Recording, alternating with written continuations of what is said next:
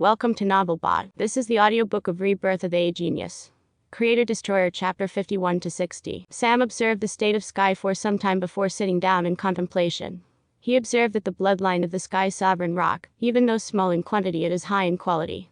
He really didn't want to let the beast die in front of him.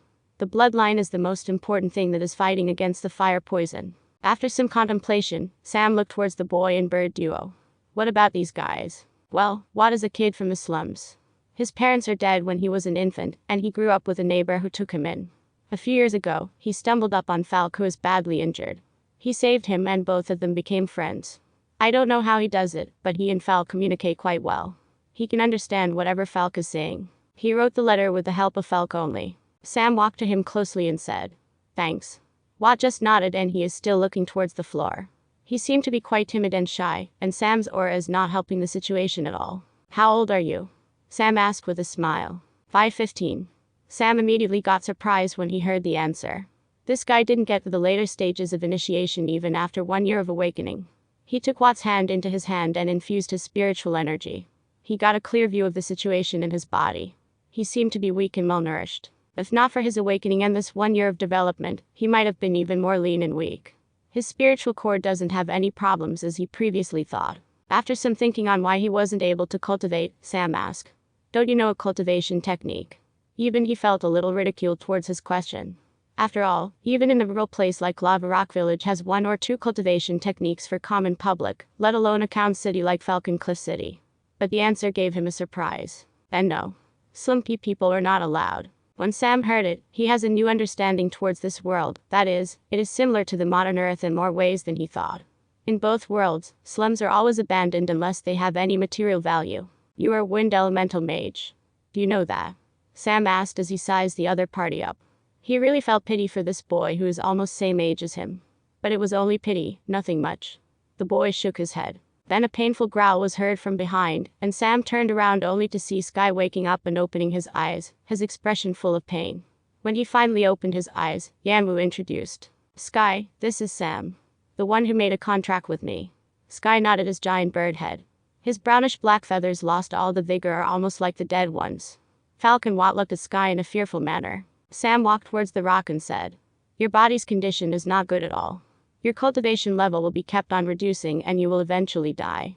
Even though I can divert your energy outside, I can't absorb all of it, even if I tried. Because me and Yanwu are linked, the burden will be less, but we will take some time to digest the energy, and this will increase the risk of you dying, due to the constant fluctuations of fire poison." Sky looked down in a dejected way. Sam is the last hope for him, because others can't even take on the fire poison, even if they recognize it, or their cultivation is far higher, because of the weird bloodline nature of the Bifang. An equally powerful and quality bloodline is required to refine it. He already lost his hope when he fled to this place, but his hopes reignited when he saw Yanwu and heard about Sam. Now the hopes seemed to be in vain. Just as the dejection was about to turn into depression and despair, he heard Sam speaking again. "I have another idea, which might work. But I want your consent, it might be a little painful for you." Sky looked at Sam again. This time he is hearing with full concentration, and was hoping he would hear good news. "If I take your energy bit by bit, you will have some problem with the fluctuations, so I will try and take as much energy as I can, and stay here as seclusion, until I reach the peak of the acolyte. That is my limit, as I cannot break through directly. After that, your cultivation level would be dropped by a lot, and the fire poison, which is already depleted by time, will also reduce its effect. Then I would use my spiritual core as conversion point to change the nature of the fire spiritual energy into light spiritual energy to heal you. In this process where your organs healing and attacked by the fire energy at the same time is extremely painful. That is the reason I am asking for your consent. Trust me, the pain will be much worse than a swift death. I hope you think it through." Sam stood up and said to Yanwu, "You stay here and take care of him. Don't absorb any more energy. The fluctuations are making it worse for him. I will be back tomorrow after settling some things over." Yanwu nodded his head. Sam then turned over to Watt and asked, "How did you come here?" The latter timidly showed a direction. Sam gestured him to lead the way, and both of them started walking with Falk following them in the air. "Do you have any relatives?" Sam asked while walking. Watt just shook his head. "The neighbor who took you in. She died recently." "Oh." Sam didn't talk anything else, and they finally came out of the woods and entered the slums of the city. The funny thing is that the slums are at the northeastern corner of the city, connecting the two most prosperous areas. Sam chuckled at the thought. Suddenly a shrill cry came as Falk fell down. When both of them saw it, there was an arrow pierced into its stomach. Sam wasn't able to sense it because he didn't feel any ill intent towards him. Watt immediately ran towards it and knelt before the bird. He just shivered all over and didn't know what to do to help his friend. Sam heard some footsteps, then a group of kids of same age as him can be seen running towards them. The boy in the lead has a bow in his hand. He walked towards Falk and kicked Watt away and said, "This is my hunt. Get your filthy hands away." The boy is late stages of initiation. Even though from his appearance, he seemed to be from slums, he at least fit with body. Watt stood up hurriedly and blocked the way for the group. The group has 4 people, and the 3 are the lackeys of the guy with bow. "No, please. He is my friend. Please, leave him alone." Watt spoke a full sentence loudly for the first time. Then he looked at Sam, as if he was pleading for his help. Sam just stood there and didn't say anything nor showed any movement. The boy with the bow noticed Sam, and seeing that the other party is neatly dressed and might be stronger than them, he immediately said, "You don't do anything funny. My brother is a member in Eastern gang. If you do anything to me, he will kill you." He looked at Sam cautiously. Seeing that Sam didn't have any reaction, he turned towards Watt, who was blocking their way. The 4 of them started kicking and hitting him. But Watt tried his best to stay still without letting them near Falk. But after some good beating, his legs gave in and he collapsed to the ground. The lackeys were about to drag him out of the way, when he suddenly caught one of them with remaining strength, and bit the other party's neck. The teeth dug deep, and when he pulled out, a chunk of meat was pulled out of the other party's body. Both of them collapsed. One with his expression tired and ferocious and blood sprayed all over his face, and other face full of pain and lifeless expression. He killed the other party. The remaining group became terrified at the scene, and they took a step back. After a moment, they came out of daze and looked at Watt, who was completely tired and exhausted. The leader of the group immediately aimed an arrow at Watt, and just before he released it, a fireball exploded at his feet. When he saw in the direction it came, he saw Sam aiming at his hand with a smile. "You guys better go, before I aim right at your heads," Sam said in a cold voice. The 3 of them immediately got scared and left the scene, even leaving their dead friend there. Sam walked towards Falk and removed the arrow and healed the wound. Then he walked towards Watt, who was almost unconscious, and made him sit forcefully. Then he started to heal the latter and asked, "You feel unfair, don't you?" The latter nodded. "You feel helpless, don't you?" Nodded again. "You feel angry, don't you?" Again nodded. "You want to punch my face for not helping you, don't you?" Watt nodded. "That is how life is. You better understand that. Nobody will fucking care if you feel unfair, helpless or angry, because it is none of their fucking business how you feel. If it wasn't for the fact you tried to fight back in the last second, I wouldn't even care about healing your sorry ass. Everyone in the world is like that. If you need help, you have to ask and pay a price for that. Nobody will come and help you after they saw your pitiful and pleading looks. You are the only one who can help you without paying any price. So, stop looking for pity and grow some balls and learn how to save your ass yourself, understand?" Sam looked straight in his eyes and said word by word. Then he stood up and said, "You better think it over. This is the first and last time I am doing you this free service. Next time, you have to pay a price, and that too you have to ask before." He said and left to his house without turning back. Watt just sat there as he mulled over what Sam said. The words are still repeating themselves in his head. He thought of all the 15 years he lived in this world. What Sam said is true. He was the only one remained for himself to take care of. At most Falk will help him, that's it. He has no one, and no one will take care of him. He has to ask for help, if he need it, and he has to pay a price for the help he received. He doesn't have to care about what others view him as. He doesn't have to wait for the help that will come to him on its own. He can't ask for pity, because he is weak. He looked at the dead body and touched his lips full of blood. His heart became cold and resolute. "I have to help myself to live, and if I can't, I have to pay a price and ask for help." He thought and looked at the direction where Sam left. He resolutely stood up and along with Falk walked back into the woods. Sam thought about what while he walked back to his mansion. He enjoyed the night view as he walked towards the eastern region of the city. He said those words to Watt because he was like that before. In his previous life, when he was still a little kid far younger than Watt, he learned this lesson in a much harsher way than him. That is the day that changed his life. That is the day he gave himself the same advice he gave to Watt today. Soon, he came to the mansion, and what awaited him made his mood gloomier. When Sam was back at the mansion, there was no one inside. He searched for them, and he found out that all the people are in the yard. When he went there, all of them are looking at something silently. "What are you guys doing here?" Sam asked as he walked towards them. Everyone looked at him, and all of them felt cold sweat on their backs. Nobody dared to open their mouth and tell them what happened. When he saw what they are looking, his world seemed to come to a standstill. There is a pool of blood in the yard, making the green grass turn red, and in the center of the pool, the two panthers lay fainted with their 4 legs chopped off, and the legs are just thrown along with them. Their expressions are filled with pain and despair. Sam felt his blood run cold. He looked at the two panthers and clenched his fists. Rest of the group all sensed the killing intent emitting from Sam. They felt the air coming to stand still. They can almost smell the blood lust from Sam. It is as if he was craving for blood now. If Sam knew of their thoughts, he would definitely agree. He is really craving to kill and craving for blood now. He never had this much desire to kill since he came to this world. The rest of the group felt suffocating from Sam's aura. It is as if he will cause bloodshed at any second.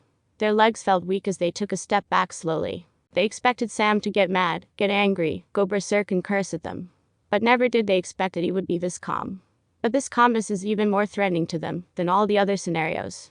Sam slowly walked to the panthers' bodies and checked their condition. After confirming that both of them are still alive, Sam placed the legs in the position and started healing one by one. The attackers seem to have done this recently. Their legs are still warm and are in condition to join. The group looked at him nervously. They didn't even dare to ask, since when he can heal. After an hour, Sam completed the healing and carried the panthers one by one carefully to his room, and then, he laid a formation and placed all the 5 elemental spirit stones left on him, to give the panthers time to recover. He walked out of the room and asked the group, "Who did this?" This is the first sentence he spoke since he saw the scene. Philip picked up the courage and said in a low voice, "We don't know. Some seemed to be sneaked into the yard and then did that. We only knew it when we heard the growls."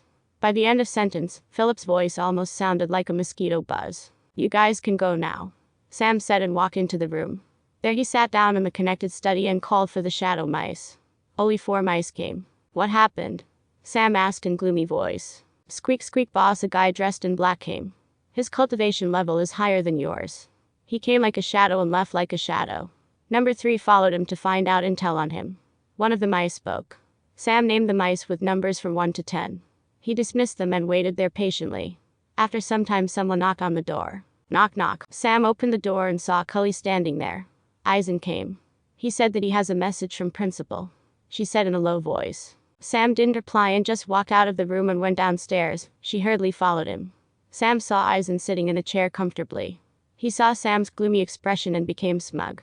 His plan succeeded. That is what he thought. When Sam finally came and sat down, he said, "Principal told me to warn you. With your arrogant attitude, don't piss off every person you meet. There are some people in this world you shouldn't provoke. There would be people who will teach you a lesson. They don't care what status you have." When everyone heard these words, they felt confused, but didn't say anything. But Sam narrowed his eyes and looked at Eisen with a cold gaze. He knew better than anyone else that Principal wouldn't say anything like that. Because they are like equals in business, and they don't have student and teacher relationship. There is only possibility, and that is Eisen's words are implying something. Eisen didn't know Sam's thoughts. He just wanted to see Sam's gloomy expression and wanted to say those words. But he felt that it would be better to use Principal's name because he thought that Sam would never confront Principal. But he didn't know at the moment that he was dead wrong. He stood up and gave Sam a smug look and left. Sam also stood and without talking to the group, he walked towards his room. By this time, the shadow mice appeared again and there are 5 mice. Number 3 came forward and said as soon as Sam appeared, "Squeak squeak boss, the attacker is from Piranha Organization. Someone hired him to teach you a lesson, and that is by crippling your panthers. I followed him and when found out the assignment hall, where they accept customers. I came after that to report to you."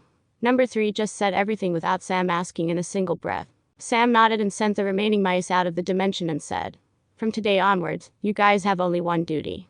Find out where the hideouts and headquarters of Piranha are. I want you guys to take note of every possible place they occupied. Their businesses, their meeting points, everything. You guys will report me everything about them at the cave I went in the morning. Number 6 to 10 knows the address. You have time till the tournament is over. The day the tournament is over, you should be having all the info. First, I will give you guys an upgrade." Sam said and took them all into the tower inside the divine dimension.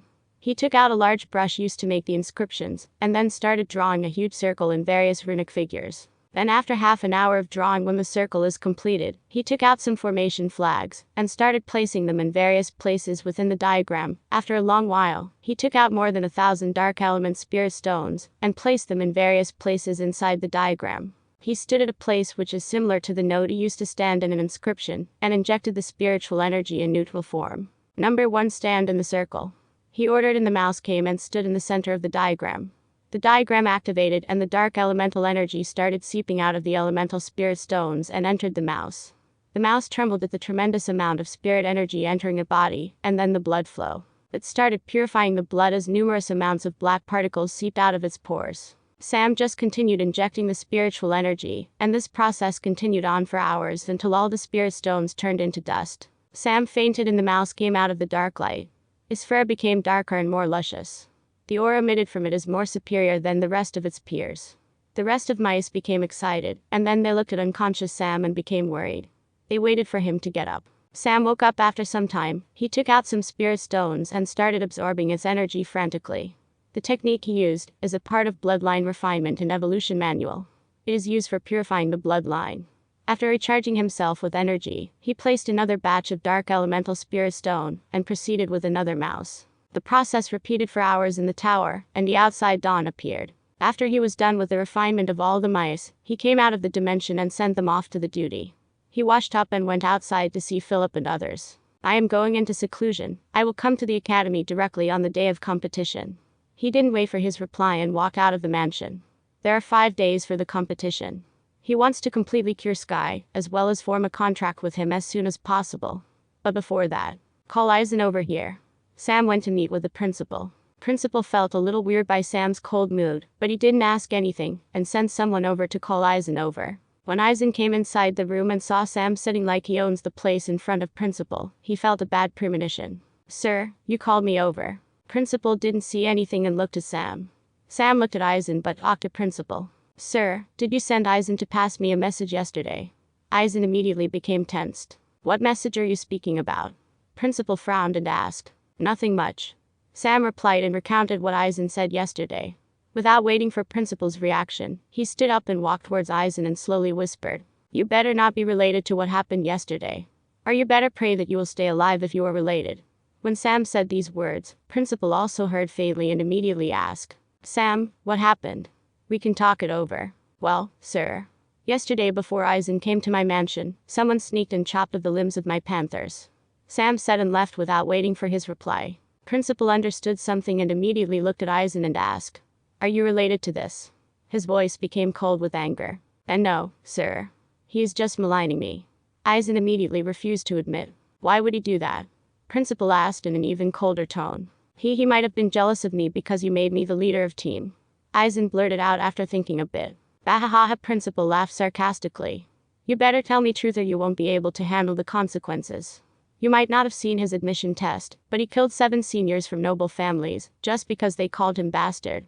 Now that his pets are crippled, you can count your lucky stars if he doesn't torture to death. Hearing this, Eisen's face lost color. He didn't think that Sam was this ruthless, even though he heard some rumors in the academy. He simply thought they are exaggerating and brushed them off. He started to feel scared.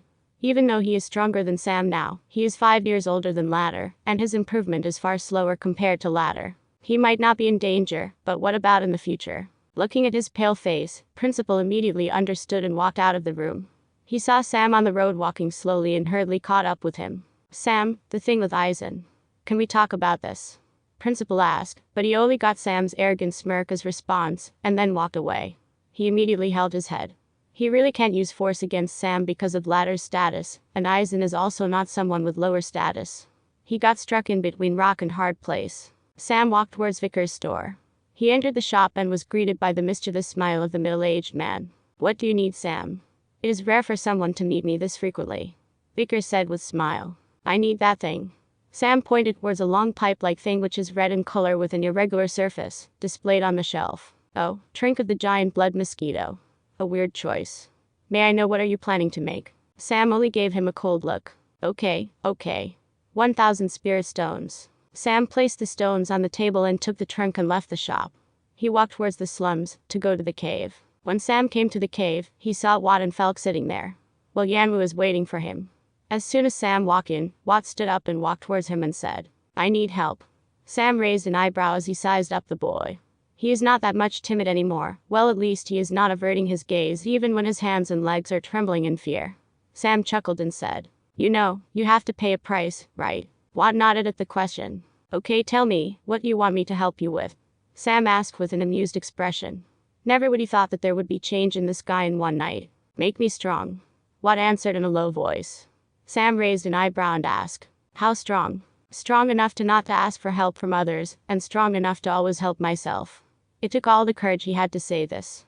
Sam stayed silent for a bit as he looked at Watt's expression and said, "You do know what you ask, right? You want to strong enough to always help yourself. Do you know how strong you have to become? You have to be at the pinnacle of the world to claim that. Otherwise, there would always be someone stronger than you, and there would be a time where you have to face them, and there would be a time where you feel helpless again. Think carefully." Sam walked towards Yanwu and Sky, and just as he was about to speak, Watt shouted from below, "Then make that strong. Take me to pinnacle." Sam turned around and asked, "What is the price you are willing to pay?" "Anything you want." "Are you sure?" "Anything," he asked with a cold smile. Watt nodded. "Okay, then. From now on you will be my lackey. I will give you resources, opportunities and strength. In return, you will be my lackey, and you will only be my lackey. You don't have to follow anybody's orders except mine.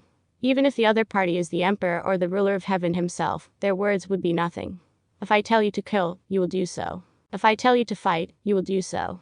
Are you willing to pay this price?" Sam said with a cold aura surrounding him. His back straight and hands behind his back, with his handsome face, he looked majestic as if he is superior to anything this world has to offer. "I am willing," Watt said. "I can't hear you. Are you willing?" Sam asked as he raised his voice. "I am willing." Watt also increased his voice. "Are you willing?" "I am willing," Watt shouted atop of his lungs as tears formed in his eyes. This is the only time he felt free and brave for the first time in his life.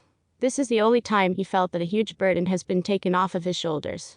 This is the only time he felt that his life has a meaning. This is the only time he felt that he did something worthy. All these days, he bawled his eyes for not having his parents, for not having proper education, for not having enough food, for not having resources, and wallowed in his own self-pity. But now, when he was shouting on top of his lungs that he would be willing to pay the price to obtain the strength he wanted, he felt more alive than combined 15 years of his life. Sam walked towards him and patted his shoulders and said, "From today onwards, you are no longer an orphan in slums, but you are my subordinate. You work for me and live for yourself." Then he closed his eyes and looked forth through the library of the tower in divine dimension. When he found a suitable cultivation technique, he opened his eyes and said, "Sit down and wait for a while." Sam then absorbed the knowledge of the cultivation technique and started copying it in a book. After half an hour of rapid writing, he finally finished and passed the book over. This technique is called a Beast Warrior Cultivation Technique, suitable for a Wind Elemental Mage having a Beast Companion of Wind Element with him. Remember the manual by heart and destroy it immediately. Under any circumstance, you shouldn't share the info of the manual with anyone. Sam paused for a moment and passed him a spatial ring. "There are some normal spirit stones in this ring. Go to Vicar's shop and exchange it with the Wind Element Spirit Stones. Tell him that Sam sent you. Before that, wash up and change your dress." Sam passed a set of normal vest and pants he usually wears. Watt took the ring and dress and walked out in a rapid pace. Sam looked at the lean figure and smirked. The Beast Warrior Cultivation he gave to him is a unique cultivation technique created by Ling Tian himself. In fact, the Myriad Beast Bloodline technique he is using now is also a special type of Beast Warrior technique. This type of cultivation technique, when cultivated by a mage, will make a contract with a beast, and cultivates along with it, as well as his body will be as strong as beast at same level, giving him qualities of warrior as well.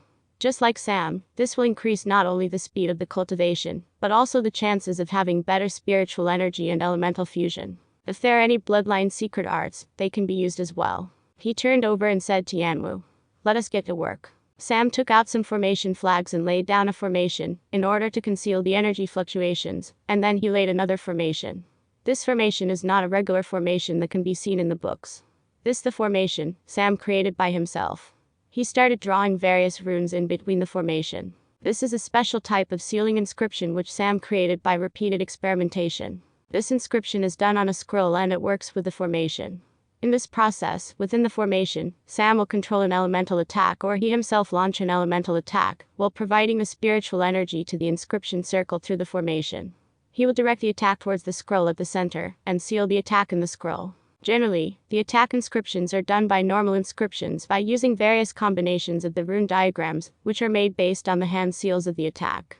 But Sam created this technique only because his attacks are not conventional, and instead based on the science he knew. That is why he created an inscription sealing method to seal his special attacks, so that they can be used in an emergency situation. Then why is he using this now even when there is no plan of using it before? Well, he thought of new use to the fire poison, other than increment in his cultivation. So, what he wants to do now is to seal a small amount of fire poison for future use. By the time Sam Lade made all the preparations, Wa returned. You can take the wind elemental stones and cultivate. I will be helping Sky in following days. If I am not done by the 3rd day from now, go to this address and pass this note to a person named Jack. Sam said and passed over a note to him. Then he walked towards the inscription circle and stood at the empty node, which he made near Sky's body. He kept one hand on Sky and started extracting the fire poison. At the same time, Yanwu placed the spirit stones, responsible for providing the energy to the inscription circle. After much effort, the fire poison started showing reaction. Sam concentrated on extracting the fire poison near the heart. Sky growled in pain as fire poison separated. When the portion of the poison is separated, Sam didn't absorb it and directed it towards the scroll placed at the center. The moment the fire poison hit the scroll, the inscription circle, which was illuminated completely by now, converged and sealed it completely. Sky fainted again into sleep, and Sam panted for his breath. After this was done, he removed the formation and laid another spirit condensing formation at the side. By this time, the sky became dark again. Wa watched Sam sealing the fire poison and opened his mouth and all. Then he walked to a corner and started cultivating along with Falk. Sam placed the fire poison scroll in the middle of spirit gathering formation. This is to use the scattered fire elemental energy that would spread in the cave to enhance the fire poison. After the preparations are completed, Sam sat in front of Sky, while Yanwu sat behind him. He looked at the huge rock and said, I will begin the process.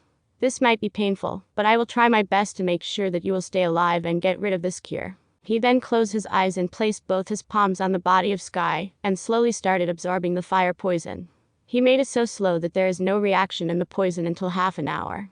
He started absorbing the poison and started refining it in his body. Meanwhile, Yanwu shared the energy along with him, to make sure that he wouldn't reach his limit easily. In this way, Human and a Golden Sun Crow are working together to save the Great Rock from the Bifang fire poison. The night passed quickly. Sam's skin turned red due to the potency of the fire poison. His skin started to become dry. When the morning sun came, Sam broke through to the level 6 acolyte. There are only 4 days to the competition. But Sam is not even thinking about that. He is fully concentrating on the fire poison, and slowly started extracting it. His newly expanded spiritual core started filling up again. Yanwu is also kept on absorbing the energy from behind. This seemed to be a never-ending process. By evening, both Sam and Yanwu had another breakthrough together. Both of them entered late stages together. Well, Sam into the late stage of acolyte, while Yanwu into late stage of level 2 beast. Sam, who just broke through, kept on absorbing the fire poison. The process continued and the day passed. There is still 3 days until the competition. If Sam is not done today, Watt is ready to deliver the note to the address, and Sam was not done, so he went to visit the mansion. When he entered the mansion, he was in complete awe. He never entered the mansion as luxurious as that. He is really surprised.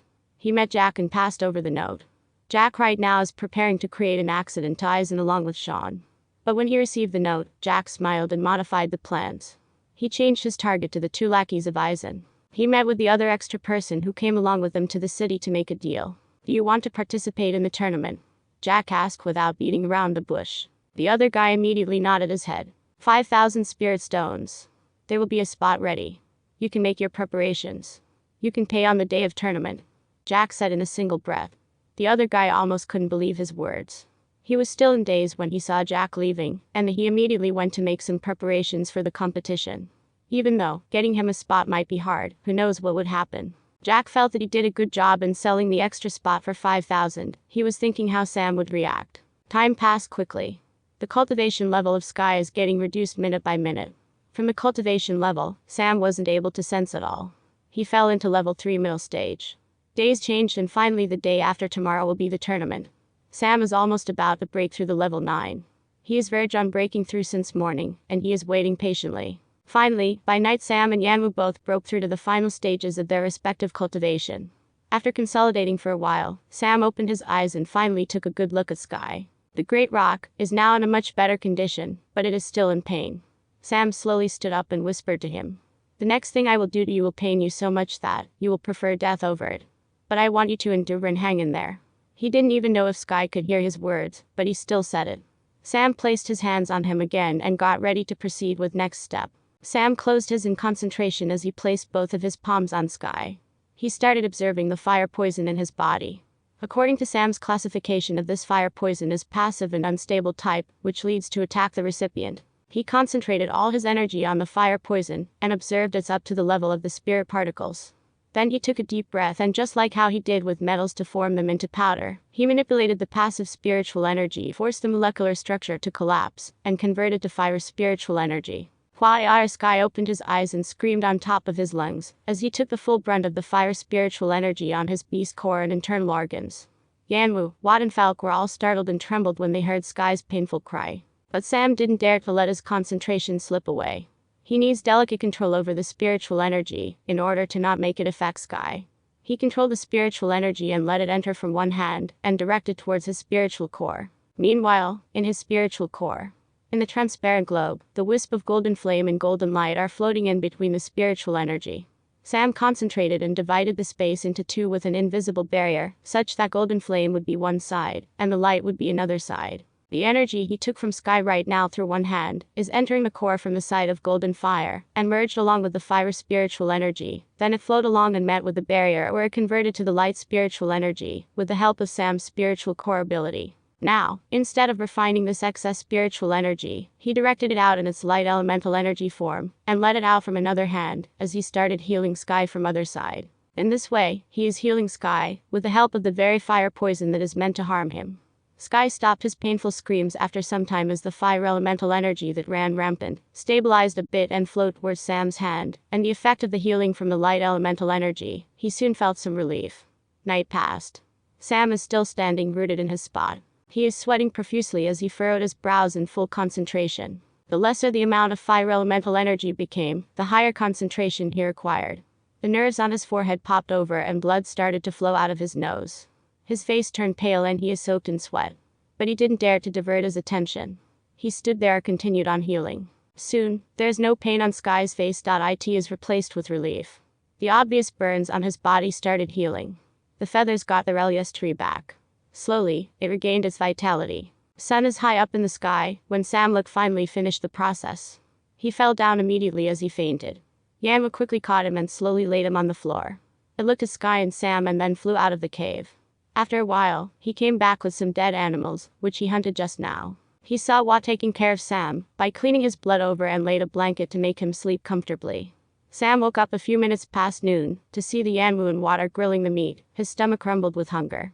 He walked to them and picked up a piece of meat and took a huge bite. They're having a peaceful meal when a big rumbling sound came from behind.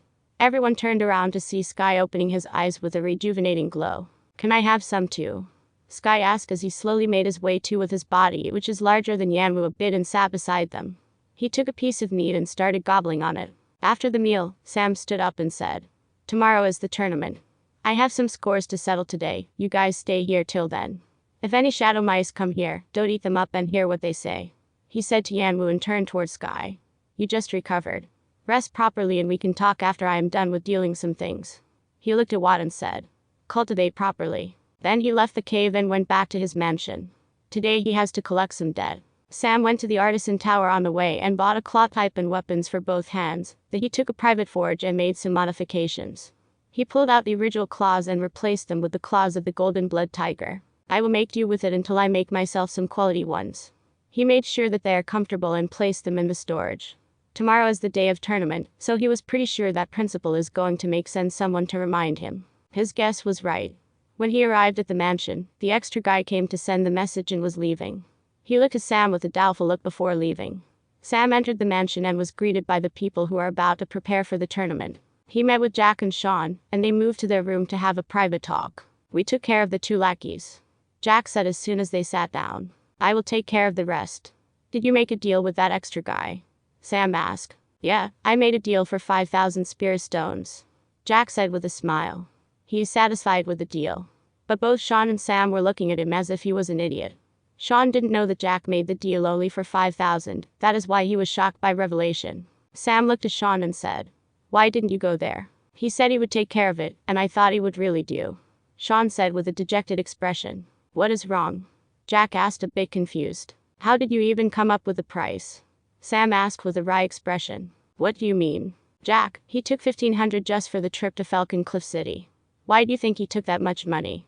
because they will have a chance to get a spot, which is almost impossible unless someone played their hand properly. Then a guaranteed spot. How much do you think we can sell it for? Sean asked with exasperation. His friend is a genius at fighting. Then why is he not even a little bit intelligent at these ways of world? Forget it. Sam sighed. I will take care of everything. I need a favor. Make a big pit around 6 feet long, 2 feet wide and foot deep in the yard, and tell everyone in the mansion not to come out to the yard at night. Sam said and left. He walked towards the inn and he entered the inn opposite to the one Principal, Eisen, and the rest are staying. When the sky turned dark, they came to eat their dinner, and Principal is giving a speech and telling them not to make them nervous. Eisen is fidgeting his finger and was completely out of sorts. When he was finally done, he immediately went to his room and locked the door. He is feeling tense. From the past 2 days, his lackey and his brother got attacked mysteriously. He had a feeling that he is going to be in danger. Just when he was about to take a step forward towards his bed, crack a glass breaking sound could be heard. A red vapor filled the room, and before he could know what happened, he felt a little dizzy, and his reaction speed slowed down. Just as he tried to calm down and get control of the situation, a black figure stood in front of him, and that figure opened a scroll suddenly as a big orange-colored magma-like thing hit him and entered his body. The sudden change hit made him faint as he felt a burning sensation inside his body. After some time, Eisen opened his eyes. He felt a searing pain inside his body, and when he tried to move, he felt like his body was tied up to something. He was laid down on something and tried to look around to see where he is and who took him here. Suddenly a flame lit up and a figure came into his sight. When Eisen saw who it is, he immediately fell into despair. The thing he most feared happened. He tried to struggle and use his spiritual energy, but he felt his blood burning and he stopped. Sam looked at him with cold eyes. He has his 2 panthers on his side as he ran his arms across their fur and snuggled into him with warm expressions. But when Eisen saw this scene, he immediately felt shocked and confused. Sam slowly stood up and walked towards Eisen, leaving the panthers with some food. How are you feeling, Eisen? Are you warm enough? Sam asked as an evil glint flashed across his eyes. Sam, please leave me alone. I apologize. I will compensate you with a huge sum of money. My father is rich. I will ask him to pay you a huge ransom. Please, Sam, just let me walk away. He said in a trembling voice as he felt his body burning in heat. His spiritual core is completely infected with the poison. He felt pain and distress at the same time. Sam just chuckled. It is too late, Eisen. Don't you think? You dare attack my friends and you expect me to release you for just some ransom? Sam said in a sarcastic tone. Eisen felt his throat run dry. He regretted pissing this guy off. He tried to struggle again. Don't bother struggling. It will only increase the pain you feel. Eisen stopped as soon as he heard it. This fire poison is what Sam collected from Sky. Even though the amount is small, he used the vestiges of the fire spiritual energy spread inside the cave to enhance the poison for the past days while he treated Sky. I really admire your stupidity, Eisen. Of all things you could do, you have to piss me off time and again. You dare hurt my panthers. Then I would use you to assist them in breakthrough. Sam said and threw a small fireball towards him. Eisen closed his eyes in fear, but the expected impact never came. He slowly opened his eyes as he felt a burning sensation in his back. He opened his eyes and looked at Sam's evil smile. He felt despair looming over him. He was laid over a pit filled with fire. He is being cooked alive. The thought itself made him fall into abyss. Sam took out a bottle of red liquid from his storage and started pouring all over Eisen and said, I don't want my panthers to get used to human meat. That is why I made this special COC tail of beast blood to mask over your scent. You, Eisen, will be tonic food for my panthers and assist them in breakthrough. Thank you for your service. Then he flipped Eisen over to make his front side to touch the fire. Eisen screamed on top of his lungs while he was being flipped like a chicken wing. Nuru. Please. But the rest of the mansion wasn't able to hear his screams because Sam laid a formation to conceal everything that is happening here. Sam only stopped his flipping when Eisen has a final breath left. Medium rare. You guys can dig in. Sam said as he tossed Eisen over to the 2 panthers. The 2 panthers immediately started eating as they smelled the scent of the various beast blood, while Eisen himself lost all the energy to even scream in pain when he felt the teeth and claws tearing his seared flesh apart being eaten alive. Then before his last breath, he heard Sam's voice. Don't worry, you won't be alone. The piranha will also join you soon enough. He died after he heard these words with a lot of regrets. Sam slept peacefully that night. After what happened to the panthers, this is the only time he felt a little peaceful. His mind calmed down a little as he drifted to sleep in his comfortable bed. Next day early in the morning, even before the sun rose, a series of knocking sounds woke him up. When he went outside, he saw Philip standing there. Sam Principal came. He said that he has something important to talk to you. Philip sounded FL.us turd. Sam just nodded and walked downstairs and saw the principal, who was sitting in a chair with a gloomy expression. When Sam took a seat in front of him, he took a deep breath and asked, "Sam, did you do it?" "Do what exactly, sir?" Sam replied with a smile. When he saw Sam's smile, without a hint of malice and coldness, he wasn't even able to relate to the person he saw a few days back when he came to confront him about Aizen's message. He immediately understood what made this young man feel so happy. "Why did you have to go too far? We could have talked it over. Will you take every small matter to this extent?" Principal asked with a dejected expression. Aizen is a good candidate for this competition. He is not only a person with good cultivation for his age, he is also a person with expertise in auxiliary professions as well. He is a very valuable person on the roster now. But he slipped away just like that because his own self-centered egoist actions. He is also dissatisfied with Sam. Even though he can understand him being angry, he never would have expected that you would just kill the person because his pets got attacked. If they were killed, he might understand. They were injured badly.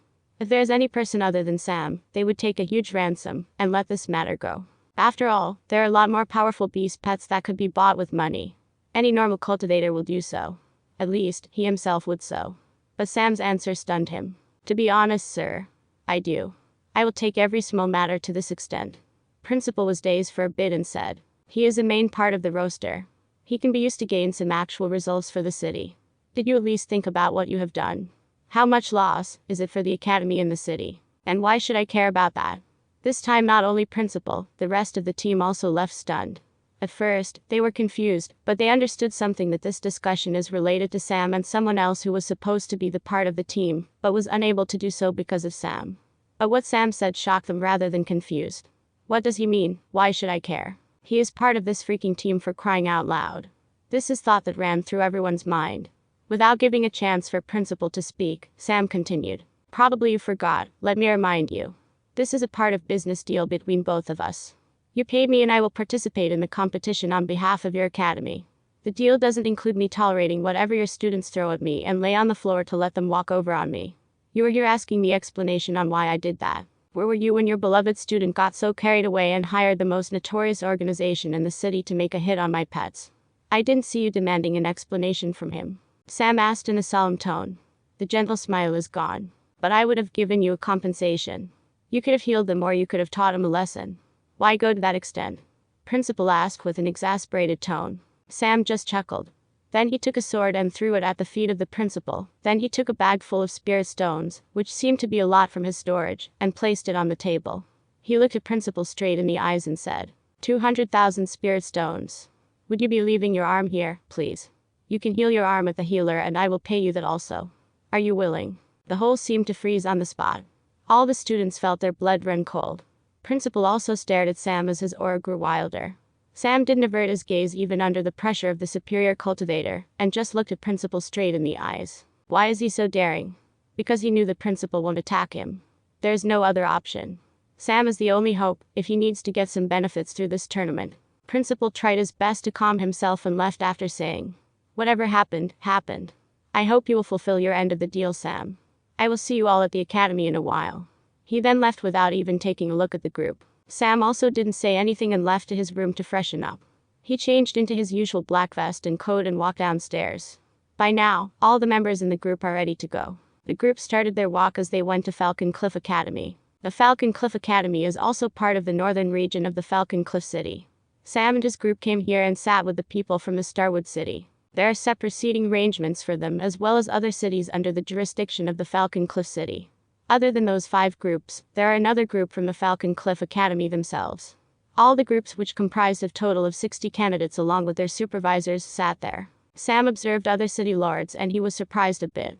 The other city lords are at most at middle stage of novice stage, and so were principals of the academies. Some principals are at most at the level of elders of the academy. This left him surprised and confused at the same time. He observed something else, that as the other people are looking at their group strangely, the principals and city lord of other groups are looking at them and whispering within themselves. Even though he felt it was weird, he didn't think much of it, and waited as his gaze was fixed on the seats at the topmost platform. The seats were for the Count and the principal of the Falcon Cliff City, the 2 strongest of the people in the territory. After a while a huge bird screech could be heard, and everyone looked at towards the sky. There is a huge whirlwind falcon, which is obviously at the level 3. On top of the falcon, a middle-aged man with a dignified countenance stood proudly with his back straight. He is none other than the Great Mage Falcon, also called Count Falcon. He is the superior of the territory of not only the Falcon Cliff City, but also the other 5 subordinate cities. He is followed by a group of novice warriors and mages riding on level 2 whirlwind falcons. They are called the Falcon Guards, the elite guards of the Falcon Cliff City. Sam looked at the various people standing up in respect for the Count, and he also stood up. He is in distaste for bowing and kneeling, but standing up as respect is still not overboard, and neither did, he feels undeserving. Great Mage or Great Warrior is cultivation stage above novice stage, and Falcon Cliff City has at most a handful of them. They might even exceed 10 people, and strongest of the Great Mage's warriors is undoubtedly the Count, followed by the principal of the Falcon Cliff Academy. While everyone is deep in their own thoughts, an entourage arrives from the depths of the Falcon Cliff Academy, led by a middle-aged man with extreme scholarly aura. He has a long beard and long hair which reached his shoulders. The second most powerful person in the Falcon Cliff City is here. Both the big shots gave each other a warm hug as they exchanged greetings. They seemed to be rather close. After some time both of them took their seats and gestured to the audience to take a seat. They didn't expect everyone to bow. Sam heard from whispers of the spectators that the city lord doesn't like people bowing to him at all, and mentioned in many occasions to not to bow. After everyone settled down, Count Falcon came forward and addressed the people. Dear citizens of my territory. On this auspicious moment, I am very happy to see that the city lords and the principals of the academies from the subordinate cities brought the candidates for this grand occasion. I appreciate the candidates who came to this event, and I wish them all the best for their future. Today the young talents from all over my territory are here in order to participate in a tournament that is going to be held by the joint administration of Principal Castor and me. This tournament is to assess the younger generations with potential and give them new opportunities, such that they will excel in the future. I hope all the candidates give their best in the tournament and strive to be the best. The tournament rules will be explained by Principal Castor. After finishing his speech followed by an applause from audience, he took a seat, and Principal Castor took his place and waited for a moment for audience to settle down. After the audience came to silence, he started speaking. As our Count Falcon said, the young people will be participating in a tournament. The qualifications to enter the tournament are that the candidate must be younger than or 20 years of age, and he must be one of the chosen 10 of the respective cities. We also conducted a tournament a few days ago to select the top 10 people in our city, who will compete along with the other 5 groups of the subordinate cities. There would be an age assessment later on to proceed with, and the people who didn't pass the requirement will be eliminated immediately, and the respective cities must find a substitute themselves. If they don't have a substitute, a candidate from Falcon Cliff City will take his place. The tournament is for a very important cause, so the evaluation will not only be diverse, but also considers all traits of a person, not just focusing on the battle prowess. There are 2 types of final rankings. One is the team ranking, which will be ranked by the cumulative performance of the team of city. The second ranking is the individual ranking. The awards for both the rankings will be given adequately. The candidates will be assessed in 3 rounds. The first round will be an endurance challenge. The challenge is to travel in a tower as high as possible. The tower is filled with various formations, obstacles and other restrictions. The tower is a part of our testing ground, which has 30 levels. The higher level a person climbs, the higher the points they will obtain. I wish you all the best. Principal concluded his speech. After Principal ended his speech, he gestured to an elder to lead the group to the testing grounds of the academy. All the spectators followed them to the spectators area provided at the testing grounds. After all of them left, the big shots in the place were guided by the attendants of the academy to the private cubicles to get a better view of the test. The elder led the candidates and their supervisors of the 6 groups, and made them take their positions in front of a huge tower. There was a huge plaque written with characters Tower of Will. Sam looked at the ancient-looking tower and was in awe about its exquisite structure. The tower is tall and may be the tallest of all the buildings in city, but nobody was unable to see it when they normally roam in the city, for which the credit went to the arrangements of testing grounds. The elder turned towards the 6 groups of people and said, "This Tower of Will is testing place to know how strong is your will, and how strong is your belief in yourself. There are 30 levels in this tower, and the higher you go, the higher the points you will gain. These points will be added to the cumulative score of yours for the final evaluation of the tournament. If you are unable to step forward after you reach a certain level, don't be stubborn and learn to back down when you can. Otherwise the repercussions will be dire and hinder your future development. The best record for the tower is of 27 levels, and that is done by our current emperor, when he came here to test his will, especially in this tower. I wish you all the best." He finished his speech and gave the position to another attendant who is in charge of sending candidates into the tower. The attendant came forward and said, The first participants will be Falcon Cliff City. As soon as he said that, all the participants from the Falcon Cliff City came forward. Attendant pointed at one guy among them and gestured him to enter the tower. The first floor of the tower illuminated a little, confirming the tower began testing the candidate. Soon, the dimly lit first floor began illuminating brightly in white light. The first floor was passed. Now the candidate will be moved to the second floor, and that also illuminated with a dim light. This time 10 minutes passed and the second floor also passed. The candidate was moved to the third floor. Seeing that the testing takes some time, the candidates and the spectators started chatting. Sam observed all the candidates from various cities, and some interesting info was heard from two people from Mountain Lake City, which is one of the close neighbors to the Starwood City. He heard two guys talking secretively. Hey, do you know why the cultivation levels of the city lord and principal of the Falcon Cliff City are higher? No, I am also curious. Do you know anything about it? Yes, I overheard when our city lord explained to his son just now. Really? What is the reason then? Apparently, Starwood City is like an exiling's own to the dukedom we are part of. The officials of various departments and organizations, who offended their superiors at their early stages of career, will be transferred to this city. This city has literally no resources except for that Starwood forest and some other common herbs. So, every big shot in the city from another place, who has beef with the higher-ups and were transferred there to stomp on their progress. The opportunities are less and resources are scarce. They said that even the noble families in that city are exiled branch of a big noble family, because of their internal strife. That is why other cities are controlled by a single noble family, and there might be at most an extra noble family, which are deployed by a big name noble family to get the resources, but the noble families in Starwood City are different. Principal added that, if not for the fact they don't have any strong evidence against them to be dealt directly, and the organization can't do it due to their reputation, they might have been already dealt with by their superiors. So, long ago the upper echelons of various organizations reached a consensus together discreetly to send all these people who offended them to this city. When the other guy heard this, he was shocked, and Sam, who heard it discreetly, was given more huge shock from the info. Never would he have expected that there would be a city like this where the people who offended their bosses were transferred. He didn't expect that this would be the reason for the higher cultivation base of City Lord and the Principal. He thought that the Starwood City might be somewhat impressive or something. But the reason made him almost burst in laughter. So, most of these guys are people who were kicked by their bosses to the curb. Sam looked at the Principal and City Lord, who was looking at the tower with a serious expression. Hello, Kelly. His thought process was interrupted by a person's deep and cheerful voice. He turned his head only to see that young man who was from the Falcon Cliff team greeting Kelly. Sam didn't bother with it, and diverted his attention to the tower as the candidate came outside just now. Candidate Logan from Falcon Cliff City. 12 levels passed and failed in 13th level. 0.12 points. Attendant announced as the candidate came back with a dejected expression. Sam. A sweet voice came from beside him, and he saw Kelly calling him. He turned towards her and saw the young man who spoke to her earlier standing beside her with a smile. This is Hawk, son of the Count Falcon. He is my childhood friend. Kelly introduced him, and Sam was a bit surprised. This time he observed the young man closely and indeed found some similarities in facial features between him and the Count. Hawk extended his hand and said, Nice to meet you, Sam. His tone was polite, not like some random young masters he used in Counter. Nice to meet you too. Sam also said in the same polite tone. Even though there are no signs of friendly smile on his face like Hawk, his face didn't show his usual coldness and temper or any signs of displeasure as well. I heard a lot about you from Howard recently, and Kelly also said that you are quite unique. That is why I became curious and came here to meet you. Hawk said with same smile. Sam didn't feel repulsed by his smile. By Howard you mean, Kelly's uncle? Sam asked. He didn't remember any other guy named Howard which he met with recently. But there was still a doubt, as he didn't see any reason for the artisan tower head to say something about him to Count's son. Yes. Howard and my father are friends. Kelly used to live here when she was still a little kid. That is how we became friends. Recently, when Howard came to meet my father, you were one of the main topics they used to discuss. Hawk explained. Oh, really? I never expected that. I don't think there is not much to talk about me. Sam replied.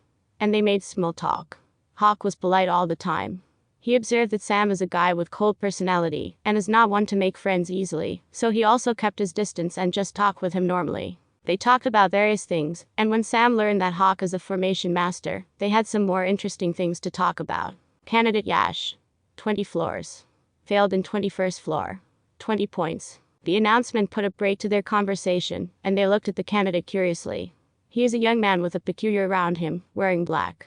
He is seen with another two people having same aura as him in the Falcon Cliff City team. Your team seems to having some good contenders. Sam noted as he observed the trio with peculiar air. He felt that something very familiar from them, but wasn't able to put his finger on it and went into deep contemplation. When he finally made a guess, he was shocked. The peculiar feeling is blood lust. He looked at the boys in their late teens. They are at peak of acolyte or initial stage of novice, but the blood lust from them is not something that normal amateurs will have. They are used to killing, and the body count must be high for their age. Sam thought and looked at the trio for a while, before directing his gaze towards another participant who just finished his test. Time slowly passed by and only 3 people left from the Falcon Cliff team. Hawk and the other 2 from the peculiar trio. Candidate Yar. 21 floors. Failed in 22nd floor. 21 points. After another 40-minute time, one of the guys from trio completed his test. Time passed. Candidate Yuv. 20 floors. Failed at 21st floor. 20 points. Finally, Hawk's turn came. I will see you later, Hawk said to Sam and Kelly and went inside the tower. The first floor of the tower dimly lit and within a few seconds it illuminated brightly. Hawk completed the first trail faster than anyone else. He proceeded to the second floor and in the same way, he completed that in a very small time. Sam looked at the tower with an amusing smile. Hawk climbed the tower until he reached the 10th floor in no time. At 10th floor, he took some time to pass. Even though the time taken to complete the floors increased significantly, his completion time is way faster than other people who participated before. Within 20 minutes he reached 21st floor. This surprised everyone at the venue. Even though they felt surprised at the performances of the trio who made to the 20 floors, the time they took was rather high compared to Hawk. Just as they were discussing in whispers, another floor illuminated brightly, and Hawk entered the 22nd floor. Another 10 minutes passed, another floor lit up.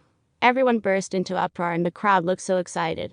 They wanted to see someone set a record from their city. Count Falcon is grinning ear to ear at his seat. Your son is truly good, Castor said from side. He still has ways to go, to be as great as me, Count Falcon said in a serious tone, but his grin clearly told that he is proud of his son. Then crowd shrieked again as they another floor illuminate. Hawk passed 22nd floor and climbed his way to the 23rd floor. Until now, this is the best performance. They were eagerly waiting, but they were disappointed when tower returned to normal, and Hawk came out with a bitter smile. Candidate Hawk. 22 floors. Failed in 23rd floor. 22 points.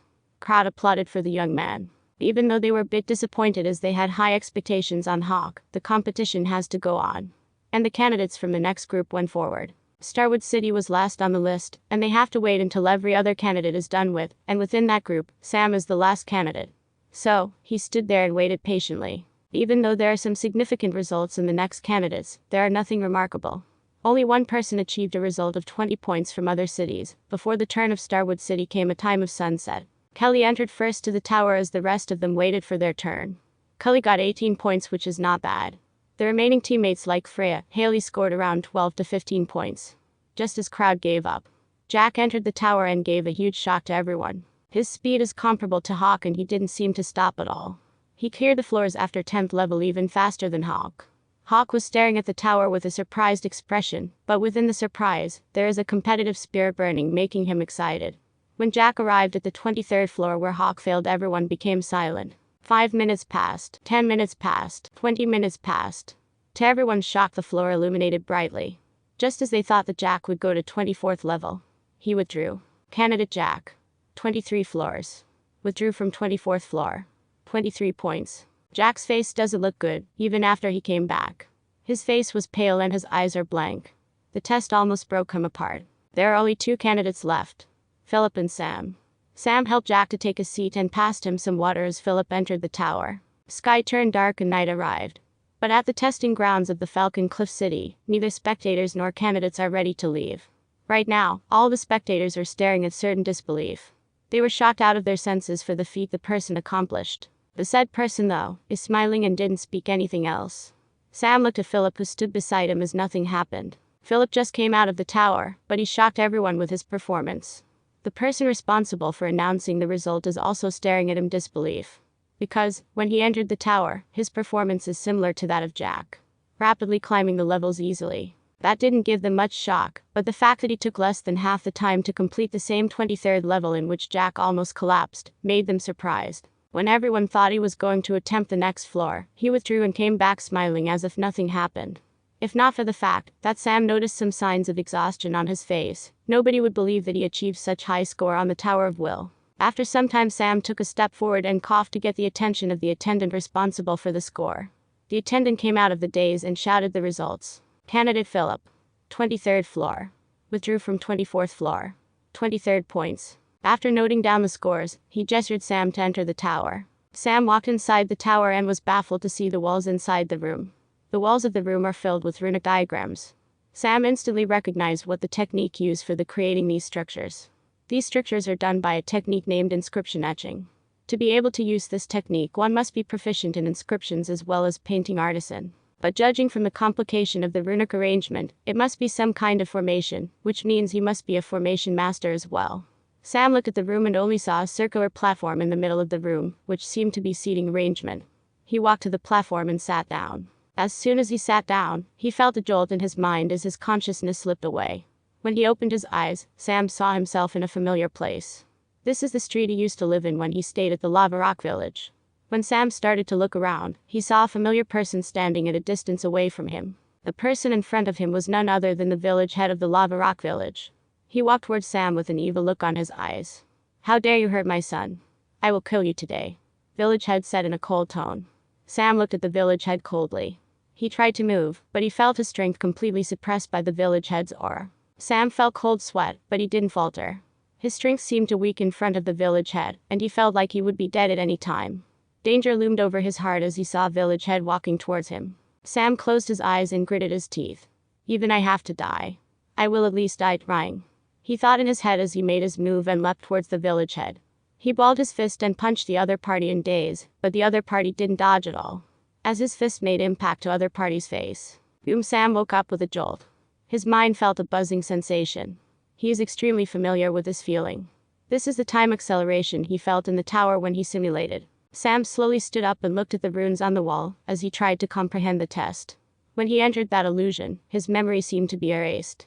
He only saw the more powerful village head and himself are in confrontation, and he is in helpless situation. He felt weak.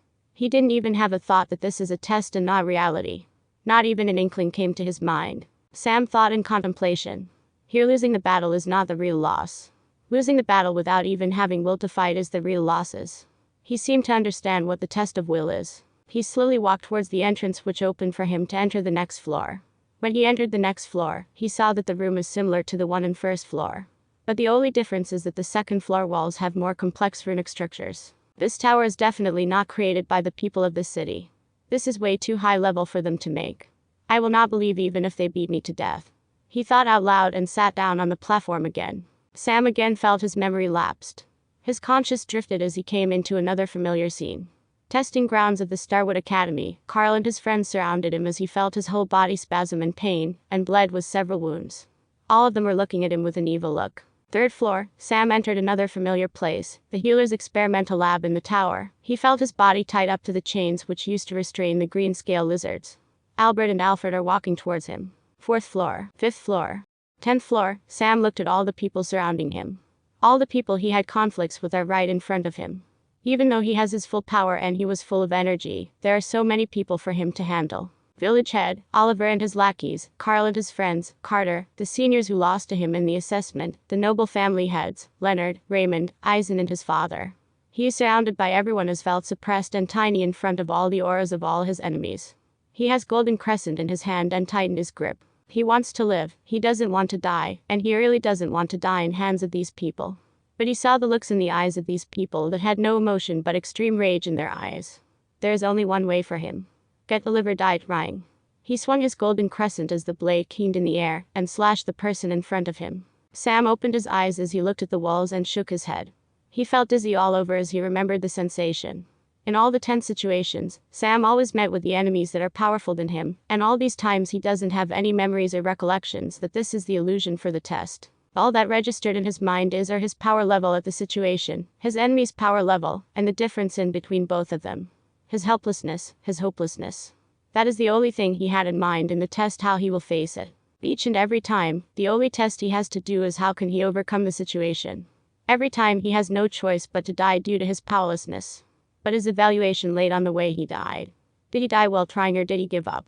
That is the basis of evaluation. Sam slowly stood up and walked towards the 11th floor stairs and went inside another room. This room is almost similar to the rooms before, but the walls are etched with a different form of runes compared to the other times. Meanwhile, outside, the people are numb for the surprises now. They saw how fast Sam moved in the 10 floors and 11th one. They had a sense of déjà vu, and they eyed the candidates who cleared the floors just as fast. Sam looked at the platform and the different type of runic patterns than before. He doesn't know what type of change it will make to the illusion types, but the change will definitely be there. Sam went to platform and sat down. He closed his eyes slowly and again there was a jolt in his mind. Sam opened his eyes only to see an endless desert in front of his eyes. He saw the miles and miles of sand carpeting the earth as far as his eyes could see. He doesn't have anything on him except for the cloths he wore. The scorching sun and the hot sand beneath him gave a burning feel over to his body. He tried to use his spiritual energy, but nothing happened. He tried a few more times, and then only he realized he is an ordinary man. Now, he is nothing but an ordinary man who is struck in between an endless desert. He looked around a bit and then picked a direction where he could see a faint image of mountain ranges and started walking. He walked neither fast nor slow, he just maintained his pace and walked without caring about sun and heat. Soon, he found a dead tree on his way, but didn't mind it and walked forward. His throat started to feel dry, his cloths are soaked in sweat, he is dehydrating in a fast pace. But he didn't stop. After walking for a long distance, Sam froze on the spot. The dead tree appeared again. He looked at for a while, and just thought that it might be another tree, and he might have been feeling déjà vu. He walked past it. This time his body became dry. His cloths that are soaked in sweat also started to become dry. He felt an unimaginable thirst. He walked for another long distance. He looked at the dead tree that came again. His heart screamed of despair. He felt that something is wrong. He slowly walked towards the tree, and with a little bit of meager strength he left. He broke a small tip of a branch and took it along with him. This time his skin started cracking and his lips broke. After another long distance, he spotted the dead tree again. He walked towards it and looked at the branch tip. He pursed his lips and placed the broken tip on the branch, which obviously matched. His heart went cold. He is looming with despair. He looked at the dead tree and at the mountain ranges that can be seen far away. He thought, "Am I going to die like this?" Then he shook his head and thought again. "I will try until the last breath." He took another step forward with determination and walked towards the mountain range. He walked miles. His feet started to bleed. He encountered the dead tree again, but this time he didn't stop. He increased his pace and walked again. After some time his legs gave in. He crawled with his hands. His hands gave in. He still crawled with his remaining strength. His clothes were tattered. His body was full of abrasions from the sand and bleeding. He can't see what was in front of him, but he didn't stop. Soon, he felt weak and tired. He closed his eyes and breathed his last breath, and final thing he saw is the dead tree which he saw for the 10th time. Sam opened his and looked at the platform. He shook his head to come out of that feeling. His body broke out in cold sweat. He stood up from the platform and walked towards the door for next floor. He was thinking what would be the next test. He walked towards the room in the next floor and sat on the platform and closed his eyes again. Sam opened his eyes and he felt wet all over and looked around in daze. He was floating in an endless ocean. He instinctively started kicking his feet to stay afloat. His memory is blank. He doesn't remember anything. All he had in his mind was that he fell into the sea, and he has to move in order to be safe. Sam started to swim and he did so in a direction where he could see an island. He swam at a moderate pace to keep his stamina in check. He swam for miles, and just when he thought he would have reduced some distance and looked towards the island, he only saw the same black dot he saw when he just arrived. Sam looked around and again started to swim. Sam opened his eyes on the platform and walked towards the next one. Meanwhile, outside, spectators looked at tower. They saw Sam clearing levels, just like the other high scorers. They are not waiting whether he would make a good score or not. They are more inclined on thinking whether he would beat the score that Jack has set. They are waiting in anticipation, and they are not the only ones. "How far do you think he would go?" Hawk asked Kelly, who stood beside him. Jack also stood with them. He had enough rest to stand, and Philip is looking at Hawk and Kelly to hear what she would think. "I don't know. But I hope he would make it far," Kelly answered in a sweet tone. Freya and Haley are sitting a little away from them. They are feeling dejected at their low results. They both scored only 14 and 15 points respectively. They didn't even see what the third set of tests, which are 21st onwards, are. Now only they understood that they are full of themselves. Even Philip, who always goose around and has a very average talent compared to them, beat them big time. They sighed and looked at the tower as another floor illuminated brightly. He is already at 20th floor. Do you think he will beat the others and win first place? I don't know. But he is not faster than others. Maybe he might be same as the other two guys who are in the lead. I think so too. I don't think so. He might even withdraw from the next floor. Some candidates and spectators are discussing about Sam as they spectated the tower. Meanwhile, Sam is being under the test that will lead him to the last set of the tests in the tower. The test to enter 21st floor. Sam is sweating all over as he looked at the time as he sat on the platform. His conscience is wide awake. In his mind, Sam is hanging on to a tall vertical rocky surface. He looked down and beneath him is a pool of hot lava, from which the hot vapors came out searing his skin. He looked upwards towards the mouth of the volcano. He can clearly see a blue sky filled with white clouds. Sam started climbing. His spiritual energy is sealed and his memory is blank. The only thing he knew is that he cannot hold on to the rocky wall at the same spot if he wants to survive. His body has several cuts and bruises, and some of the wounds are bleeding. He slowly started getting near the mouth of the volcano. When he finally placed his hand over the mouth and pulled himself up, a light flashed and he found himself at the point he started. Fuck, he cursed out loud as he looked at the pool of lava very near to his legs. This is the 4th time this happened. Every time he climbed up with all his might, he would come back down as if he was struck in a loop, and worse every time this happened, his injuries will worsen due to the close exposure of the heat from the lava. He is grown tired and he wants to rest, but something in his mind is telling him that climbing is the only escape route. If he wants to live, he needs to climb. He started climbing and again reached the top, and again came back to the bottom in a flash. 5th time. 6th time. 10th time. Sam is fully wounded. His skin cracked. He has 3rd-degree burns. He is holding the rocky protrusion with all his might. But he refused to give up. His palms are covered with blood and burns. He is hurting all over and he still tried to pull himself up, but this time his hand lost the grip and he fell into the lava pool. Splash. Sam opened his eyes on the platform. He is drenched in sweat. His skin became cold. Pa, he slapped himself twice to make himself more awake. He looked at the door which just opened, and he felt anxious as to what to see in the next round. His first 10 rounds, he was put against powerful enemies, which he cannot win against. But he was given a fighting chance, and the next 10 rounds, he was put against the nature, and was thrown into a helpless situation which he can't even put up a fight with. He really wants to see what would he up against next. He slowly made his way to the next floor, and the style of the runic patterns really changed. He sat on the central platform and closed his eyes. Suddenly a voice came in his mind. Oh, another young man. Seems like the younger generation is getting stronger and stronger. In one day, there are already 7th one. Let me see what you have in your head. The voice sounded like as if it was belonged to an old man. It sounded coarse. Just as the voice finished, Sam felt someone enter his consciousness and read him like a book. He found an old man's silhouette in his consciousness, and all his memories flashed past him one by one, and the memories were not just after his rebirth, but also the memories of the previous life. The old man looked at the memories with a surprised expression. Then he turned towards Sam's conscious and said, "Your soul belongs to another world.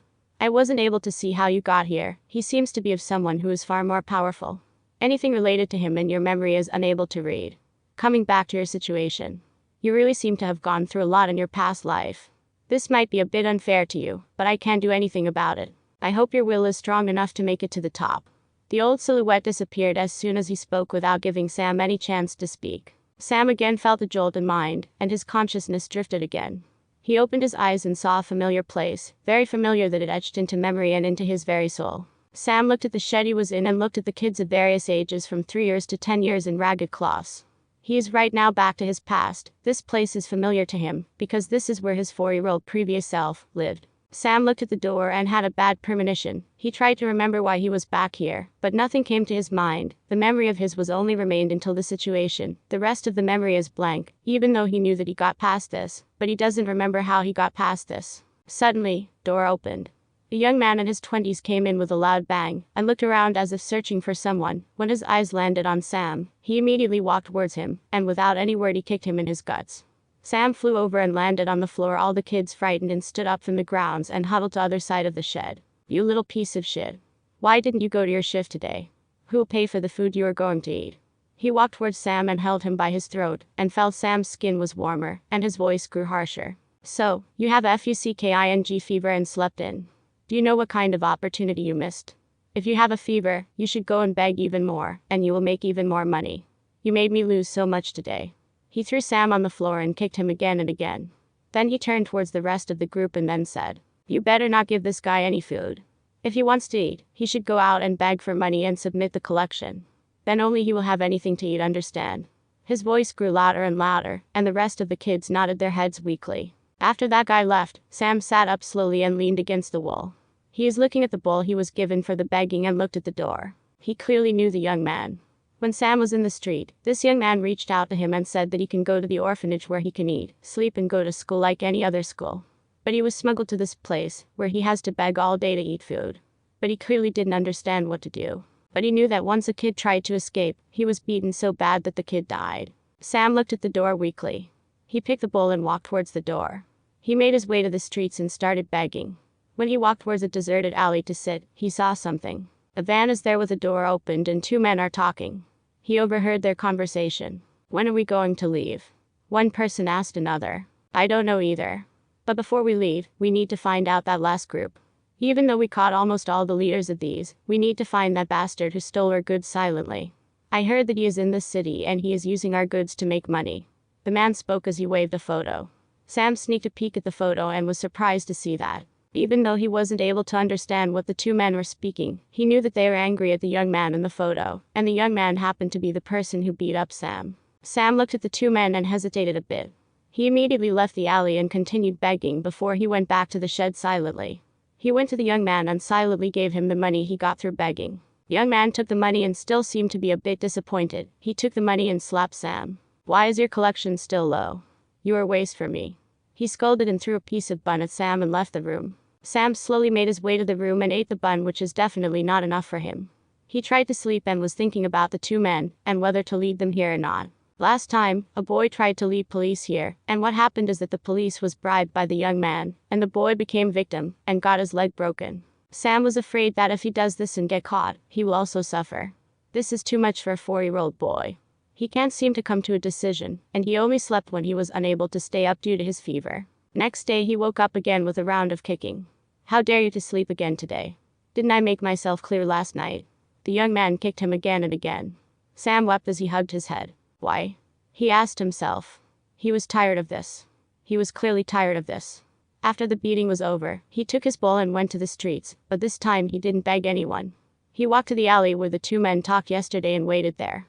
He sat there for a whole day, and when it was evening the two young men came again. "There are no leads." "For me neither." Two of them spoke with frustration. Sam walked towards the two men from his spot, and then pointed at the photo in their hands. When they looked at the kid pointing at the photo, they were confused and shooed him away. "Kid, get away from here. It is not a place for you to stay." Sam didn't move and tugged one man's pants and pointed towards the photo and then towards the street. "You know where this guy is?" One of them asked as he looked at Sam. "Yes." Sam said and nodded his head. His throat hurt when he tried to speak. That is why he is refraining himself from speaking. The two men exchanged glances and gestured Sam to show the way.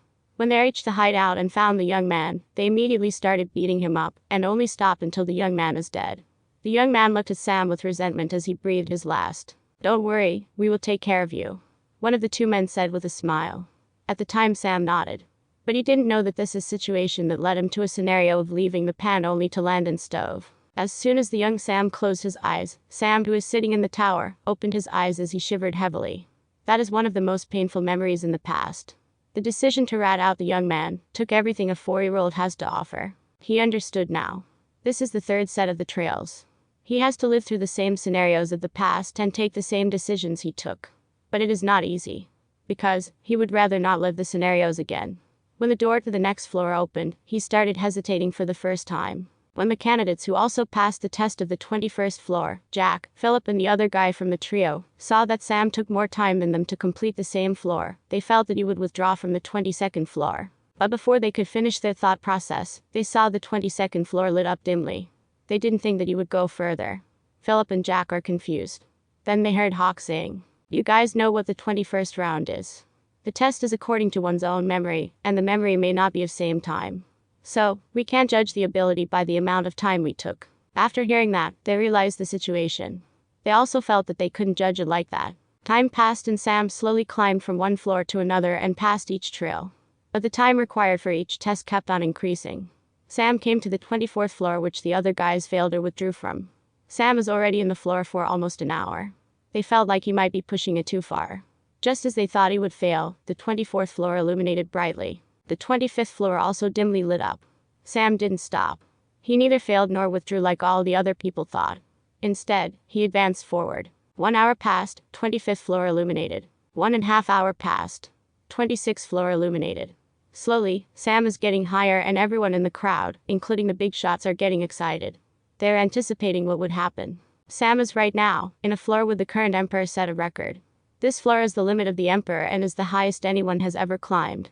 Now, another person is on the floor and he is a young man who is not even in his late teens. Do you think this kid will make it? Count Falcon asked Castor, who is looking at the tower intently. He didn't answer to the question of his friend. He also wants to know. Will there be a genius who could beat the record set by the emperor himself? He is also curious. Then another uproar broke in the audience, attracting the attention of the count. The 27th floor illuminated after a long time. Someone reached the same level as Emperor did. But they didn't see Sam coming out of the tower. Then they saw the 28th floor dimly lit up. Damn, it can't be. Is he insane? Oh my god. Everyone gasped as they saw the tower. Never did they expect that Sam would advance further. 3 hours passed. They just looked at the tower with mouths wide open. Even though it was almost midnight, no one is in a hurry to leave. They are all looking at the tower in anticipation. Then suddenly, the 28th floor illuminated. Sam broke the record. He broke the record that was set by the emperor. He did it. He really did it. Count Falcon stood up from his feet as he spoke. Castor also looked at the tower with a surprised expression. He saw the moment the emperor's record is broken. 29th floor. Sam is sitting there for a long time with his eyes closed. After he entered the 21st floor, he has relived the worst scenarios of his past life. He has seen the past which he desperately wanted to suppress within his mind, but now they resurfaced again, and he has to experience them all over again. Many times, he wanted to give up after a test is passed, but he gritted his teeth and just went along because there is a voice in his mind telling him. Just one more step. Every time he wanted to step back, his heart and mind are not allowing him to do that. They are urging him to take another step forward, and he is finally at the 29th floor. If he can get past this, there is only one more test to complete this tower. Sam opened his eyes with a jolt. The 29th floor is over. He laid on the floor for a while to catch his breath. He is exhausted mentally. He looked at the door which opened and looked at it intently. He stood up and walked to the door slowly. He really wants to see what would be the final test. Because he knew one thing about his memories. All the tests he passed now, there aren't even half of them. Hell, they might not even be a quarter of them of the whole incidents in his whole life. When he entered the 30th floor, he is nervous and anxious to take a seat on the platform. But the spectators are just as anxious. They want to see if the person would complete the Tower of Will. Would he be able to complete the quest even the Emperor failed to? These are the things that everyone has in mind. Sam slowly walked towards the platform and sat down. He closed his eyes and prepared himself to face whatever he has to face now. With a jolt, his conscience drifted to the distant past. Sam opened his eyes only to see a familiar luxurious ceiling. He is in his 8-year-old self. He tried to move his arms but was unable to do so. When he looked at them, he saw that he was tied up to a bed. He immediately felt anxious, because he knew what would happen to him next. He sweated profusely and looked at the door of the room. He wished that the door would never open if possible. But his wishes weren't fulfilled. The door opened and a mature woman walked inside the room in a revealing dress. She seemed to be in her late 30s, but actually she is in her early 40s. She walked inside as she swayed her hips and looked at Sam, as if she was seeing a piece of meat served in a plate. Sam clearly knew the situation. He was adopted by a big shot couple who were very popular and rich in India. As technology developed and country progressed, the people who practiced their traditional arts became lesser and lesser, and particularly in a country like India, where people are used to behave like a mob. If they see a person succeed in information tech, they will push their children to it.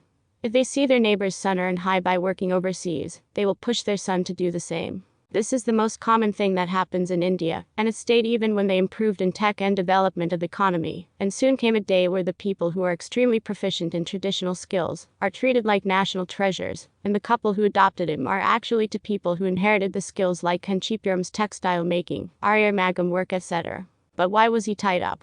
Because the truth behind his adoption is that he was sold by someone to this couple who has weird sexual preferences, and he is their new toy who they bought to play. The lady slowly walked towards Sam and said, "You said you wanted to study, right?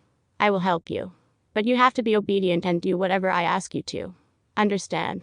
She spoke and didn't wait for Sam's response as she climbed the bed with some tools. The next day morning, Sam walked out of the mansion, with a driver who was taking him to his private tutor's place. The lady agreed to let Sam study, but she will never agree to let him go to school, as it would be risk of getting their secret out. At the same time, Sam looked at the young girl about the same age as him, coming out of the room of the husband of the lady. He only looked for a second and boarded the car. Sam's life continued like that for days. He will be going to the various tutors' house to learn different subjects. Even though it was more tiring than going to school, it has some perks too. Sam's learning is extremely high that the teachers were stunned completely. They never seen any kid like that. But there is only thing that is different about this guy. He will never ever talk. He is completely aloof. Sam days passed and the nights. A year passed and Sam had changed in the tutors for a third time. Due to his quick learning ability, he is far ahead of his peers in learning quickly. The couple who adopted him though, didn't really care about that. They have money to hire tutors, and they will have a toy who is obedient. But this time someone came into Sam's life.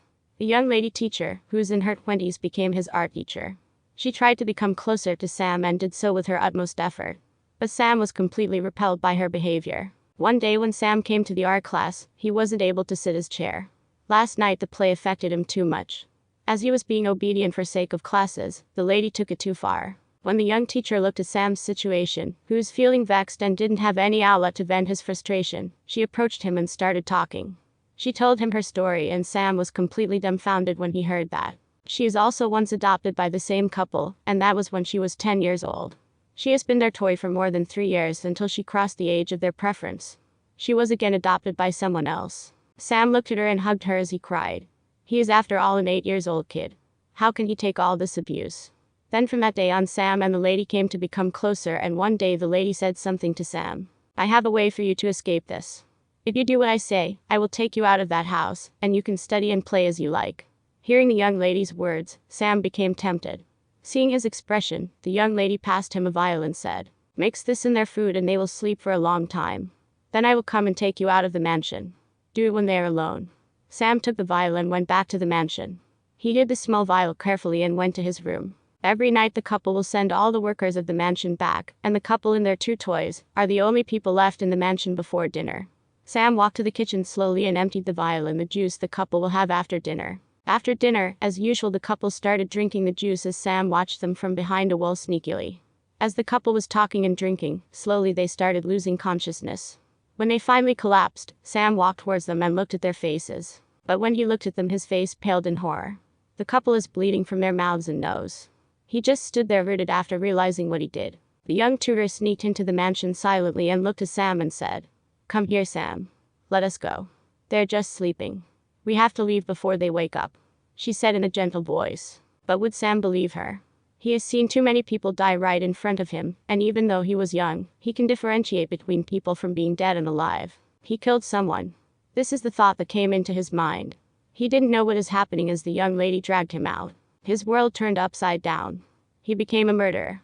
Without even knowing why, an 8-year-old Sam became a murderer. As Sam in the tower opened his eyes all of a sudden, and saw the same old man's silhouette he saw when he entered the 21st floor.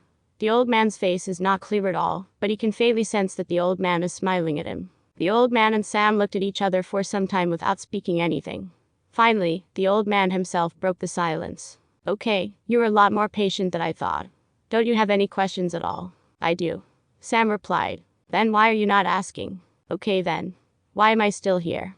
Hearing Sam's question, the old man got stunned and didn't know what to say. He thought inwardly. You have an unknown old man who read your mind like a book, and the old man came directly to face you after the test is over, and you have only one question, and that is why are you still here?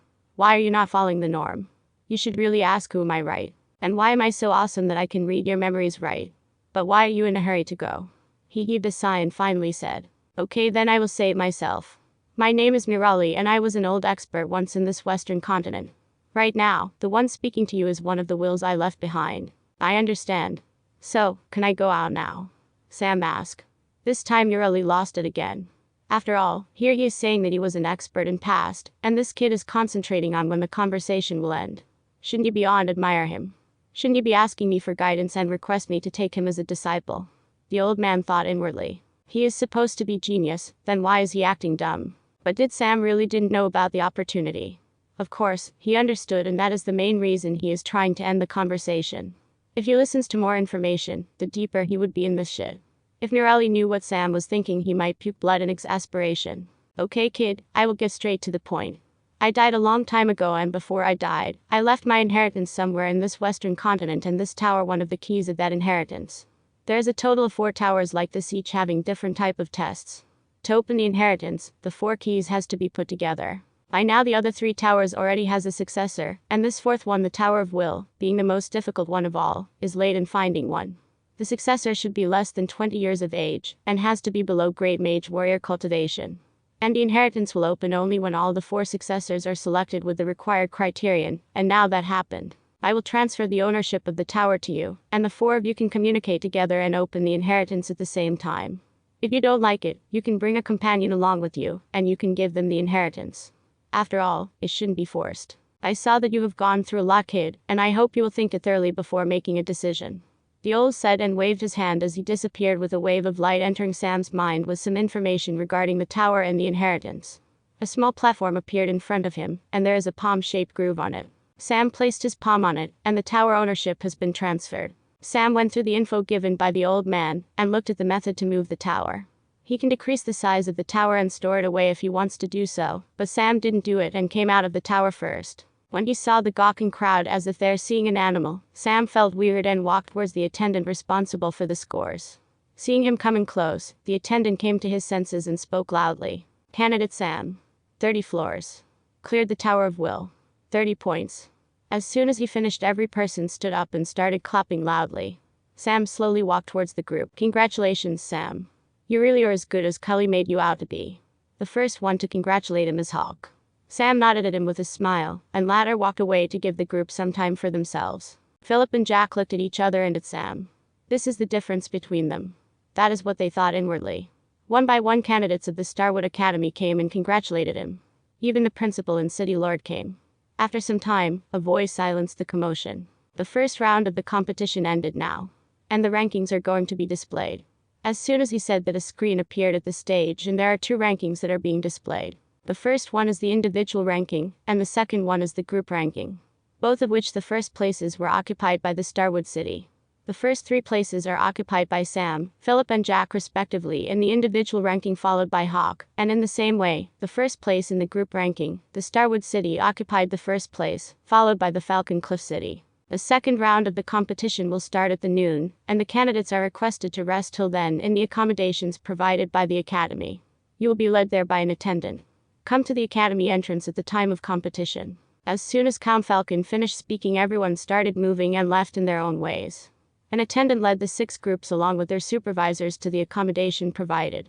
Soon, they were taken to 6 stone houses inside the academy, and each group was allocated one. Sam looked at the shoddy house they were allocated compared to the rest of the houses, and felt that something is wrong, and looked at the attendant with a questioning gaze.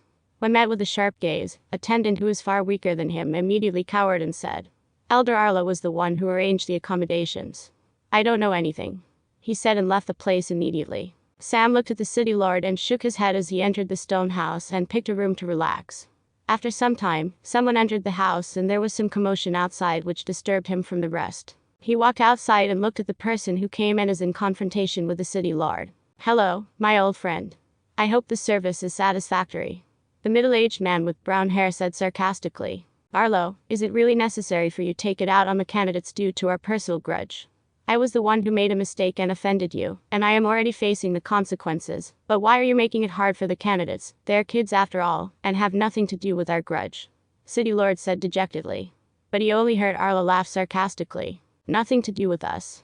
I don't care. They came here depending on you, and everyone depending on you will be having a hard time in my turf, he said, and then looked at Sam and others. Even though your candidates did well in the first round, they still have to go through the second and third round, and anything might happen. And if anything happens to them, you are the one who caused it. After that, he gave a mocking look to the city lord and left the place. City lord looked at the students with a dejected expression. Just as he was about to say something, Sam walked back to his room. He already guessed this scenario and was not surprised that someone will come and give a warning. Sam sat there and meditated to recover himself. Meanwhile, at another stone house, the peculiar trio are in same room and are discussing something. Do you think he got the ownership? You have asked the other 2. He should get it.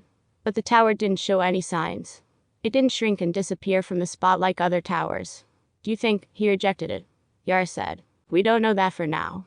We can see that after the competition is over. We will try the method we use for another tower and see if it works after the competition. If it is successful, the ownership hasn't been taken, and if we fail, we have to capture that kid named Sam. Yash said, and the other 2 agreed. Sam didn't know that the trio which he noticed are plotting against him. He is deep in thought as he was thinking about something. He is going through the info provided by the old man about the inheritance. Even though Sam knew that this might bring some problems, he still took the ownership, because the old man said that he can pass the inheritance to other person if he doesn't want it. Sam took ownership, so that if the inheritance is not useful for him, he can use it to obtain some resources from the side of inheritance, and also, he can make use of the inheritance to get some benefits to himself. Time passed and noon came. All the candidates and spectators gathered at the academy entrance. Soon, Count and Principal along with the elders came to the spot. Dear participants, I congratulate you all for passing the Tower of Will, and even if some of you guys aren't satisfied with your results, you shouldn't let it to hold you back. Will is important to the cultivators, but it is not the only thing that is important, and it is only one of the qualities which can be improved with time. So, don't be dejected and move forward.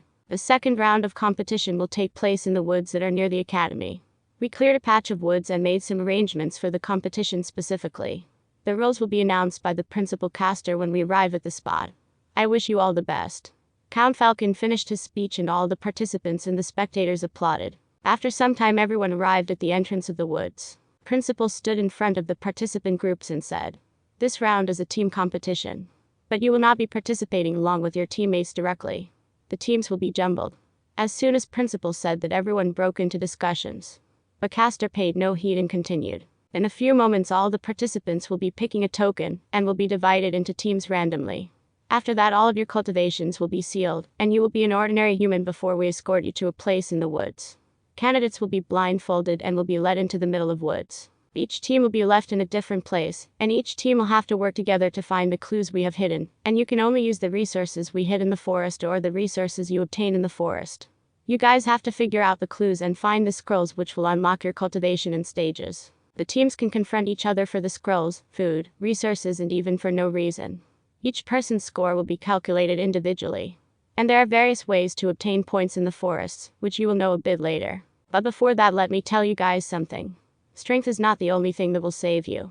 You have to develop sufficient awareness and adaptability to be safe as well as to grow. I hope the candidates will keep that in mind and will do their best. I wish you all best of luck. Now, please pick the tokens in the box. Caster finished his speech, and the candidates proceeded towards the box which has tokens in it to pick their teams.